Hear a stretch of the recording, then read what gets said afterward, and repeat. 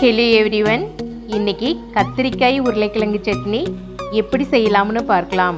அதற்கு தேவையான பொருட்கள்: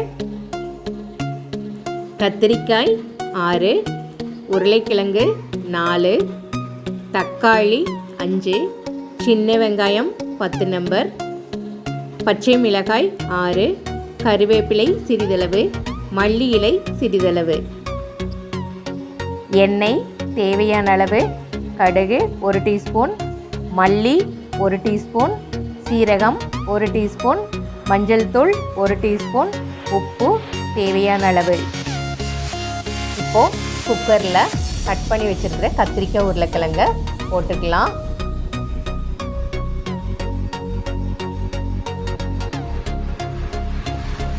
கட் பண்ணி வச்சுருக்கிற தக்காளியும் சேர்த்துக்கலாம்.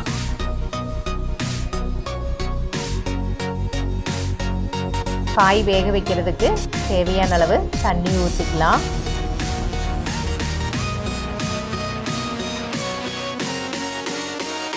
மஞ்சள் தூள் 1 டீஸ்பூன் சேர்த்துக்கலாம். இப்போ குக்கரை போட்டு மூடி வச்சிடலாம். இப்போ ஸ்டவ் ஆன் பண்ணிட்டு விசில் போட்டுடலாம்.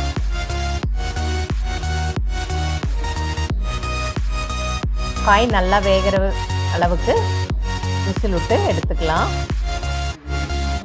இப்போ கடாய் வச்சுக்கலாம். ஸ்டவ்வில் தேவையான அளவு எண்ணெய் ஊற்றிக்கலாம். எண்ணெய் சூடானதும் கடுகு போட்டுக்கலாம். கடுகு நல்லா பொரியட்டும். கட் பண்ணி வச்சுருக்கிற வெங்காயம் சேர்த்துக்கலாம். கட் பண்ணி வச்சுருக்கிற பச்சை மிளகாயும் சேர்த்துக்கலாம். கட் பண்ணி வச்சுருக்கிற கருவேப்பிலை மல்லி இலையும் சேர்த்துக்கலாம். சீரகம் 1 டீஸ்பூன் சேர்த்துக்கலாம். மல்லி 1 டீஸ்பூன் சேர்த்துக்கலாம்.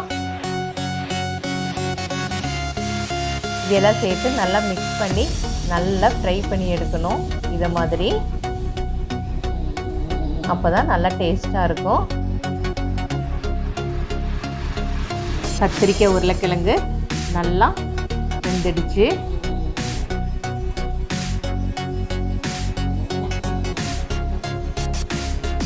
பாருங்க, இந்த மாதிரி நல்லா குலைவாக வெந்திருக்குது.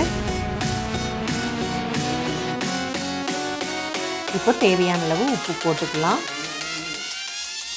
இப்போ ஃப்ரை பண்ணி வச்சிருக்கிற வெங்காயம் பச்சை மிளகாயை சேர்த்து நல்லா மிக்ஸ் பண்ணி விட்டுக்கலாம்.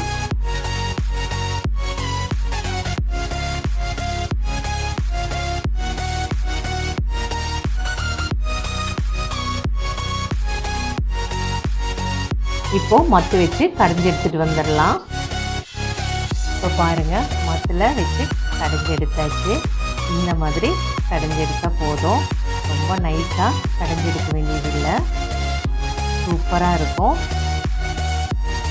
இப்போ ஸ்டவ்வை ஆன் பண்ண வேண்டியதில்லை. நான் வீடியோக்கு வேண்டி ஸ்டவ்வில் வச்சு காமிக்கிறேன்.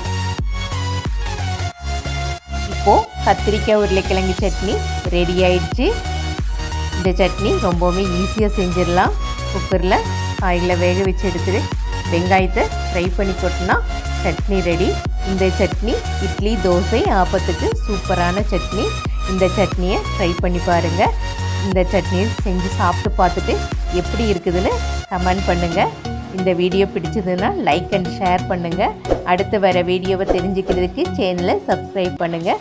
கூடவே பெல் பட்டனை ப்ரெஸ் பண்ணுங்கள். தேங்க்யூ.